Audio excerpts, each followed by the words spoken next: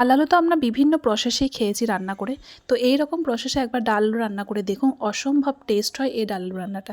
তো ডাল আলুটা রান্নার জন্য আমি এখানে ডাল ভালো করে ধুয়ে রেখেছি এবং ডাইরেক্ট কড়াইয়ে নিয়ে নিয়েছি। তারপরে আলু, টমেটো, পেঁয়াজ, কাঁচা লঙ্কা আর রসুন ভালো করে কুচিয়ে নিয়ে একসাথে একভাবে ডালের মধ্যে দিয়ে দিচ্ছি এবং এইভাবে হাত দিয়ে মাখিয়ে নিচ্ছি। রান্নাটা অপূর্ব সুন্দর হয় খেতে। তারপরে দিয়ে দিলাম সরষের তেল। সব একসঙ্গে সজিয়ে রান্নাটা করব। তারপরে দিয়ে দিলাম পরিমাণ মতো নুন এবং কিছু গুঁড়ো মশলা এর মধ্যে অ্যাড করব। রান্নায় যে সাধারণ মশলাগুলো আমরা দিই সেগুলোই আমি দেবো। তো লঙ্কার গুঁড়ো, হলুদ গুঁড়ো, জিরে ধনের গুঁড়ো আর দিয়ে দেবো সামান্য একটু আদা রসুন বাটা। তো এই কটাই হচ্ছে মশলা, বাকি এক্সট্রা কোনো মশলাই লাগছে না এর মধ্যে। তো এত সুন্দর হয় এই রান্নাটা। এইভাবে মশলাগুলো সব কিছু দেওয়ার পর ভালো করে হাত দিয়ে আপনি মশলাটাকে মাখিয়ে নেবেন। তো খুবই চটজলদি রান্নাটা হয়। যদি কোনো কিছু রান্না করতে ইচ্ছা না করে, এই রকম সহজ পদ্ধতিতে এই রান্নাটা বানিয়ে খেতেই পারেন। তো তারপরে হাত ধোয়া জলটা এর মধ্যে দিয়ে দিলাম এবং ভালোভাবে সেট করে নিলাম। এরপরে কড়াইটাকে নিয়ে গেলাম একদম ডাইরেক্ট গ্যাসের মধ্যে। গ্যাসটাকে অন করে দিলাম এবং কড়াইটা বসিয়ে দিলাম। আর কোনো এর মধ্যে কাজ নেই। কিছুক্ষণ পর ঢাকনা খুলে দেখবেন যে কতটা ডাল আর আলুটা সেদ্ধ হয়েছে। তো দেখুন, আমার মনে হচ্ছে প্রায় 70% সেদ্ধ হয়েই গেছে। তো আর কিছুটা বাকি রয়েছে। আমি একটু নাড়াচাড়া করে, যদি জলের এখানে প্রয়োজন হয় এর মধ্যেই জলটা এখনই আপনি অ্যাড করে দেবেন।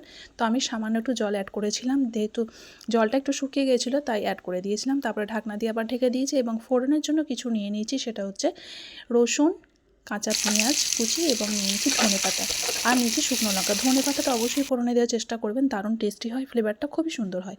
তো এরপরে দেখুন, ঢাকনা খুলে দেখলেই বুঝতে পারবেন ডাল আলু পুরোপুরি সেদ্ধ হয়ে গেছে এবং আমি একটা খুন্তি করে ভালো করে আলু এবং ডালটাকে ঘুঁটে নিচ্ছি।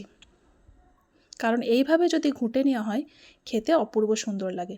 তো আমার ঘোটাটা প্রায় কমপ্লিটই হয়ে গেল। এবার আরেকটু কিছুক্ষণ ঢাকনা দিয়ে আমি ঢেকে দেবো এবং ফোড়নটা রেডি করে নেবো। তো ফোড়নটা আমার প্রায় হয়ে এসেছে। ফোড়নটা কিন্তু একটু কাঁচা রাখবেন না, একদম ভালো করে কড়া করে ফোড়নটা দেবেন। তো ফোড়নটা হয়ে গেছে আমার। এরপরে আমি ফোড়নটা ডালের মধ্যে ঢেলে দিচ্ছি। ফোড়নটা দেওয়ার পর ডালটা থেকে একটা আলাদাই গন্ধ বেরোলো আর দারুণ সুন্দর হয়েছিল। এই ফ্লেভারটা দেখলেই মানে নাকে আসলেই বোঝা যাচ্ছে রান্নাটা কতটা সুন্দর হবে। তো বাড়িতে প্লিজ ট্রাই করবেন। আর এরপর আরেকটা জিনিস দেবো, সেটা হচ্ছে ডিম। একটা ডিমকে আমি সামান্য একটু নুন দেবেন, দিয়ে ভালো করে ভুজি করে নেবেন। এইভাবে ভুজি করে নিয়ে ডিমটা আপনি আলুর মধ্যে দিয়ে দেবেন। দেখবেন আলুটার একটা অন্যরকম একটা টেস্ট হয়ে যাবে। তো চাইলে আপনারা শুধু ওই রকমও খেতে পারেন, আবার ডিমও দিতে পারেন, আবার গোটা ডিমও দিতে পারেন, সেটা আপনাদের ইচ্ছা। তো আমি এইভাবেই দিয়েছিলাম আর খেতে অপূর্ব সুন্দর হয়েছিল। এরপরে একটু ফুটলে আমার রান্নাটা পুরো রেডি। আমার রান্নাটা সম্পূর্ণ কমপ্লিট হয়ে গেছে।